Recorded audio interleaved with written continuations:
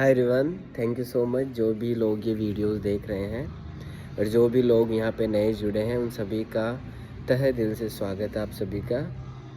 और देखिए, आपका हर एक दिन समान नहीं होता। हमारे दिन के विचार बदलते हैं, हमारे एक्शन बदलते हैं, तो हमारे रूटीन के अंदर भी हमारे को बहुत सारा फ्लो देखने को मिलता है। काफ़ी समय से मैं हर चीज़ से दूर रहा और इवन अब मैंने क्रिकेट, जो मेरा एक फेवरेट चीज़ थी, देखना खेलना तो काफ़ी समय पहले छूट गया था, लेकिन देखना कहीं हद तक मुझे पसंद था। जब से मेरा आइडियल हीरो ने टेस्ट से बाहर गया है, T20 से बाहर गया है, तो वो मैंने देखना ऑलमोस्ट बंद कर दिए।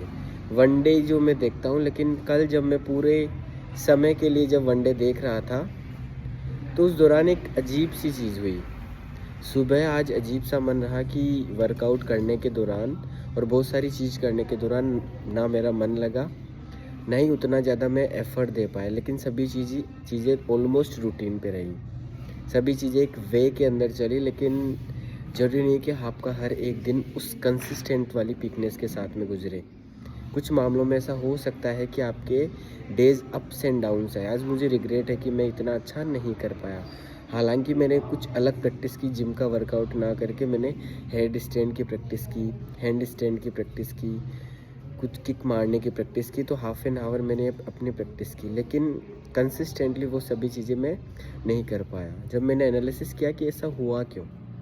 तो ऐसा इस वजह से हुआ कि कल का जो दिन था, जो दोपहर के बाद का, वो नॉर्मल दिनों से कहीं कुछ डिफरेंट निकला, क्योंकि मेरा पूरा फोकस उस मैच वाले कंफर्ट जोन में था, और जिसकी वजह से सोने में मुझे 1 घंटा देरी हुई।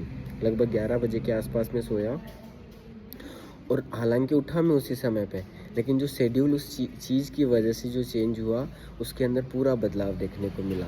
तो वहाँ से फिर धीरे धीरे एनालिसिस हुआ कि हम जो एक्शन लेते हैं, जो हमारे विचारों का प्रोग्रेस चलता है, जो हमारे सिस्टम के अंदर जितनी भी चीज़ें चलती है, उन सभी का प्रभाव हमारे ऊपर पड़ता है। इसी वजह से मैं अपने दिन की हर एक एक्टिविटी को मैनेज करने की कोशिश करता हूँ, लेकिन उसमें से मेंटल एक्टिविटीज़ कई बार स्लिप आउट हो जाती है। तो यही ध्यान रखिए कि हर एक दिन लगभग समान कंस्टेंट वे में नहीं चलेगा, लेकिन आप परसिवरेंस बना के रखेंगे तो डेफिनेटली हो सकता है कि आपके अंदर कुछ बदलाव आए। कंसिस्टेंसी बनाना सबसे ज़्यादा मुश्किल है। अब धीरे धीरे समझ में आने लगा है कि कंसिस्टेंसी क्यों ज़रूरी है, क्योंकि हमारा माइंड इतना ज़्यादा पावरफुल है कि वो लेज़ीनेस के लिए पहले से अभ्यस्त है। उसके ऊपर हमने कम से कम 5 से 10 साल अच्छा खासा अभ्यास किया है।